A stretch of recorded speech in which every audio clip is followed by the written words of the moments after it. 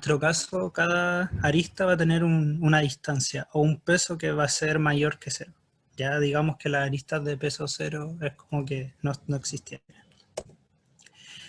Entonces, nuestro problema, el problema de Dijkstra es que dado un grafo conexo es que todos los nodos están conectados. Entonces, dado un grafo conexo y dado un vértice en este grafo, queremos encontrar la distancia mínima desde ese vértice a todos los demás. Acá tenemos un mini ejemplo de un grafo de 4 nodos. Y, por ejemplo, queremos llegar del nodo 1 y queremos saber la distancia mínima hasta el resto de los nodos. O sea, acá tengo una tabla con la distancia mínima. Para el nodo 2 es 1, para el nodo 4 es 4 y para el nodo 3 es 8. Notamos que la distancia también asimismo es 0. Y aquí lo importante es que la respuesta a este problema es como un arreglo o un vector donde se guarda la distancia. Entonces, ¿cómo vamos a representar nosotros el grafo? Como lo hice yo, con una matriz de adyacencia. Que las matrices de adyacencia son una matriz que en cada posición IJ guarda la distancia entre el nodo I y el nodo J. Y esta es una matriz simétrica, porque el grafo es no dirigido. Ahora, si la distancia, o sea, si la posición IJ es 0, significa que no hay arista. Entonces, ¿cómo funciona este algoritmo de Dijkstra? Básicamente son 3 etapas. La primera es una etapa donde se inicia el grafo. Y las siguientes son 2 etapas, que son la relajación y este update. Estas etapas se repiten hasta que se termina el proceso. La relajación consiste como en relajar las distancias que uno va calculando y el update como que va guardando esos datos. Entonces ahora vamos a ver un poco cómo funciona cada uno de estos pasos. Para iniciar el problema, creamos 3 arreglos de largo n. Uno de ellos va a ser el arreglo U, que representa como todos los nodos que no están listos. Entonces, este arreglo lo vamos a inicializar con puros unos. También vamos a inicializar un arreglo F que va a representar la frontera, que básicamente son como los últimos nodos que ya han sido listos, que vamos a ir agregando, que ya están listos. Y por último vamos a tener un arreglo D que va a representar las distancias. Y este lo vamos a inicializar con puros infinitos. De ahora en adelante vamos a suponer que queremos calcular el problema para el primer nodo, para el nodo 0 o para el nodo 1 en los dibujos, que me equivoqué con eso. Y el problema se puede calcular para cualquier nodo, pero por simplicidad vamos a suponer que lo vamos a hacer desde el nodo 0. Entonces, ¿qué representa cada arreglo? Como dije, D representa las distancias que tienen desde el nodo 0 o desde el nodo inicial hasta el nodo I. O sea, D sub I representa la distancia desde 0 hasta I. Y al principio vamos a suponer que todas las distancias son infinitas. U representa si un nodo no está listo. O sea, si tiene un 1 significa que aún no está listo. Si tiene un 0 significa que ya está listo, que tiene distancia mínima. Mientras que F representa la frontera, como dije, y un 0 representa que no está en la frontera, y un 1 representa que sí está en la frontera. Ya, entonces cuando esto inicia, el primer nodo, es decir, cuando I es igual a 0, vamos a decir que su distancia mínima es 0, lo vamos a sacar de U, porque ya está listo, y lo vamos a agregar a la frontera. Él va a ser con lo que se parte. Ahora, ¿cómo funciona el relajamiento? Esto es como un pequeño algoritmo que se hace para todos los nodos de la frontera, y básicamente consiste en calcular para todos los vecinos de ese nodo que está en la frontera, la distancia mínima de los vecinos a nuestro nodo inicial, o en este caso a 0. Entonces hace como el mínimo entre la distancia que ya existe y la distancia desde 0 al nodo de la frontera y desde la frontera al vecino. Este es un algoritmo que, como dije, que se repite para todos los nodos de la frontera. Entonces, por cada nodo de la frontera vamos a ver sus vecinos y vamos a guardar su distancia mínima. Y por último tenemos que hacer update de nuestros datos. Es decir, decir qué nodos ya están listos y cuáles no. Para esto vamos a recordar que, vamos a decir que un nodo está listo si ya lo sacamos de U y lo sacamos de la frontera. Entonces, para hacer el update, vamos a elegir al nodo con menor distancia de U y lo vamos a agregar a la frontera. Y después de eso, vamos a sacar de la frontera al nodo que metió a U a la frontera. Digamos aquí que cada nodo va además a guardar al nodo que lo metió a la frontera. Entonces, después uno como que puede tener el camino inverso de los nodos. Aparte de las distancias. Entonces ahora este era Dijkstra como el que conocimos nosotros en matemáticas discretas. Y cuando termina este algoritmo, termina cuando ya están todos los nodos revisados, o sea, están todos fuera de U. Si notamos, este algoritmo toma tiempo cuadrático y la respuesta a la pregunta se almacena en el vector D. Y D sub I representa la distancia desde 0 a I. Sin embargo, no estamos siendo eficientes, porque no sé si se habrán fijado, pero en cada iteración nosotros estamos agregando solo un nodo a la frontera. ¿Ya? Y aquí la pregunta es, ¿se pueden agregar más de un nodo a la frontera? Por ejemplo, acá tenemos un grafo donde los nodos azules son los que están en la frontera, los verdes son los que ya están listos y los rojos son los que no hemos revisado. En el algoritmo anterior agregaríamos solo un nodo de los rojos, pero ¿se podrían agregar más de uno? Esa es una pregunta que queremos responder. Y aquí es donde entra nuestro paper, que son de los autores Héctor Ortega, Diego Llanos, Yuri Torres y Arturo González, que básicamente hablan de Dijkstra en paralelo. ¿Por qué queremos paralelizar Dijkstra? Bueno, porque varios problemas de la vida real se resuelven con este algoritmo. Por ejemplo, y queremos ser eficientes. Por ejemplo, si tenemos un problema queremos resolver algún tipo de sistema de navegación en tiempo real y quisiéramos calcular la distancia mínima desde donde yo estoy a otros nodos, me gustaría hacerlo de forma eficiente. Entonces aquí hay una oportunidad de speed up. Bueno, ¿qué problema hay que tener en cuenta antes de paralelizar Dijkstra? Primero hay que saber cómo vamos a asegurar si agregar más nodos a la frontera no me arruina el algoritmo. Y lo otro hay que ver cómo vamos a sincronizar todo, porque si lo vamos a hacer en paralelo, lo más probable es que podamos tener data races. Para responder la primera pregunta, donde entra Krauser et al., que es un autor que también investigó sobre Dijkstra en paralelo, bueno, y él propone un valor t, que él va a decir como ya, mira, en vez de agregar el nodo mínimo a la frontera, vamos a agregar todos los nodos cuyas distancias sean menor que t. Y esto no arruina el algoritmo, ¿ya? En el caso anterior, t era como el mínimo de las distancias de U. Pero en nuestro caso vamos a tener una nueva forma de calcular t. Vamos a decir que t es el mínimo de las distancias de U más un g. ¿Pero qué es este g? Es el mínimo de todas las aristas del nodo que está en U que estamos calculando. Es como decir que t ahora va a ser el mínimo de las distancias de U más el mínimo de los vecinos de esos vectores. Aquí vamos a ver un ejemplo de cómo calcular t para que quede más claro. Por ejemplo, para el nodo I. Vamos a ver si cuánto vale este candidato a ser t. Por un lado ya tenemos calculado su distancia de sub I y vamos a ver todos sus vecinos. Nos vamos a quedar con su arista más pequeña, que en este caso es 4, entonces el candidato a ser t vendría siendo d sub I más 4. ¿Ya? Y el proceso anterior lo tenemos que hacer para todos los nodos que están en U, es decir, los que no estén listos, y vamos a calcular la suma de D más G y nos vamos a quedar con el mínimo. Ya, entonces nuestro nuevo algoritmo de Dijkstra va a ser muy parecido al anterior. Tenemos una inicialización, un relajamiento, ahora tenemos que calcular t en cada iteración y luego tenemos que hacer update.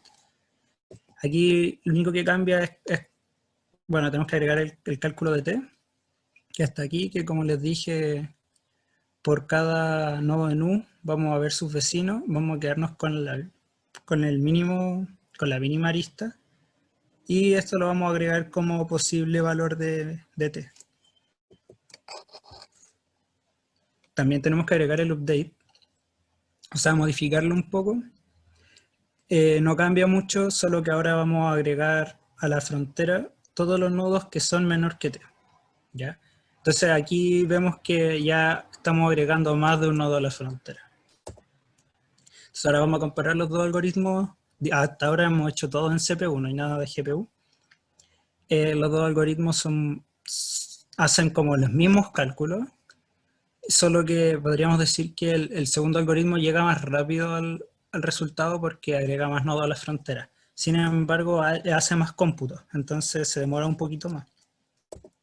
Sin embargo, no es mucha la diferencia, los dos son de tiempo cuadrático. Aquí el algoritmo del segundo que presentamos, que se demora un poquito más. Entonces ahora, ¿cómo vamos a paralelizar esto? Bueno, estamos agregando más de un nodo a la frontera, entonces ya como dijimos, esto no arruina el algoritmo. Entonces desde que agregamos un nodo a la frontera, eso lo podemos paralelizar.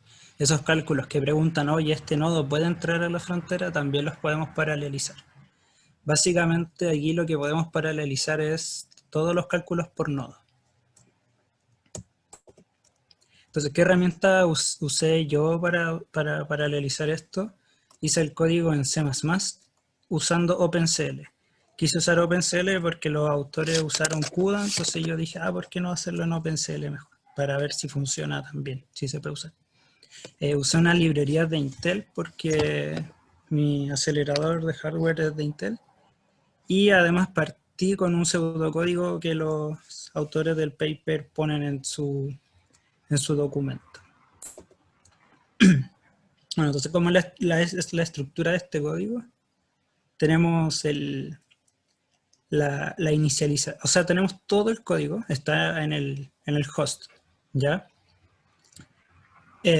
Pero cada una de las funciones que les mostré delante, el init, el relax y el update, son kernels.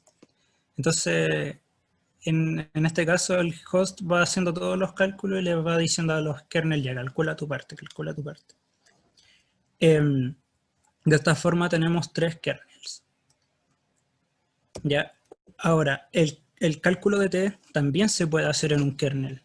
Ya esto es porque nosotros queremos calcular el mínimo de un arreglo. Eso se puede, o sea, podemos reducir el problema de calcular t a calcular el mínimo de un arreglo. Y esto se puede paralelizar con reducción en GPU y pasar de tiempo lineal a logarítmico. Sin embargo, yo no lo hice porque quise centrarme más en resolver el problema que en resolver el cálculo de un mínimo.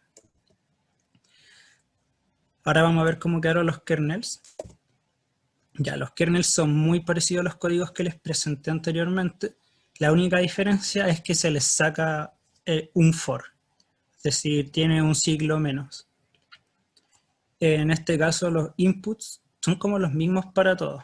Reciben el grafo, reciben los vectores U, F y D, y además reciben otro arreglo más que es G, que es donde van a estar las aristas mínimas de cada nodo, que estas son constantes para todo el cálculo, entonces se puede calcular una vez al principio. En este caso yo lo hice en el inicio. Bueno, aquí preguntamos por el ID del thread, que representa al nodo, y como les dije, si es en el inicio, si resulta ser el primer nodo, o en este caso nuestro nodo desde donde vamos a partir, vamos a poner los valores que le corresponden. Y al resto de los nodos los vamos a poner con sus valores respectivos, que es como distancia infinita y eso. Y además vamos a hacer una pequeña iteración para calcular cuál es la arista mínima de cada nodo, ya que este es un proceso lineal, toma tiempo n, pero se hace una pura vez. La relajación también es es igual a la anterior, de hecho, solo que, como les dije, se saca un for, un ciclo. Esta etapa tomaba tiempo cuadrático, ahora toma tiempo lineal, ¿ya? No voy a entrar en detalle porque es lo mismo. Y el update igual. Bueno, este update tiene que recibir también el valor t para comparar qué threads son los que van a cambiar su f y su u.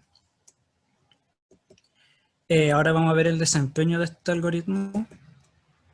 Acá podemos ver en amarillo el desempeño en GPU, que tiene un comportamiento bastante lineal, versus el comportamiento cuadrático en CPU.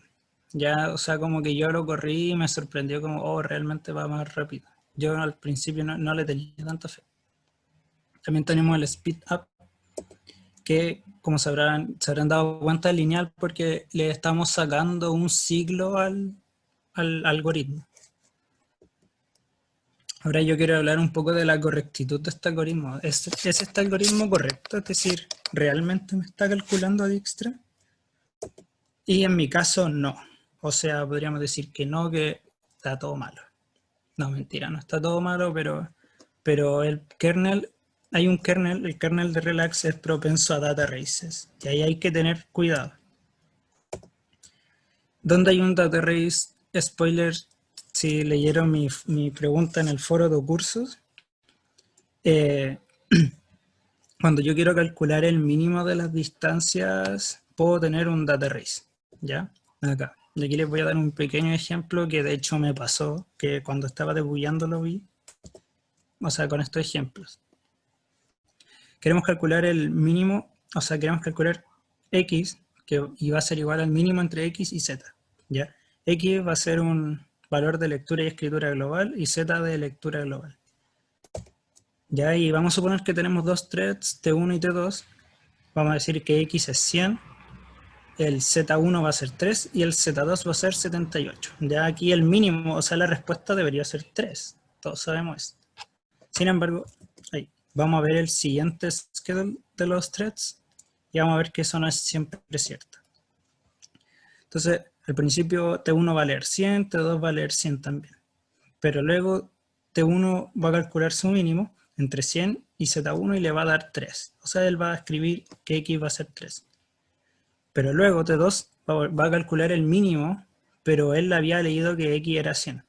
Entonces él va a decir, claro, que X, que el mínimo es 78 y va a escribir que X es 78. Y luego la respuesta nos va a quedar con un 78 y eso no es el mínimo. Y nos va a dar un problema después para Dijkstra. ¿Cómo se soluciona esto? Los autores del paper proponen encerrar este cálculo del mínimo de la distancia en una región atómica. Es decir, donde tanto la lectura y la escritura se hagan simultáneamente y seguido, es decir, o se hacen las dos o no se hace ninguna. ¿Ya? Es como un poco las regiones atómicas en SQL o los rollback, que si no se hace, se borra todo lo que se hizo. Yo no lo pude hacer, estuve leyendo y no encontré forma de hacer regiones atómicas en OpenCL. En CUDA encontré, pero lamentablemente yo ya no había hecho esto en CUDA, lo tenía todo en OpenCL. En fin, las conclusiones para este paper es que aumentar T, es decir, mientras nosotros ponemos un T más greedy, más grande, vamos a aumentar la cantidad de nodos que entran en la frontera, ¿ya? Como vimos en el algoritmo, y esto es paralelizable. Sin embargo, hay que tener cuidado porque si uno pone un T muy grande, a veces el algoritmo no converge. También podemos concluir que este algoritmo en GPU nos da un speedup lineal, como pudieron ver en el gráfico, y como siempre hay que ver la importancia de los data races, porque a veces las cosas no funcionan como uno quiere y en verdad me costó bastante debuggar esto. Así que es difícil debuggar en GPU. Por último, pueden ver el código de este proyecto en este repositorio, si quieren después me lo piden. ya está público y si quieren me ayudan a hacer esta región atómica en OpenCL. Eso, muchas gracias por escuchar.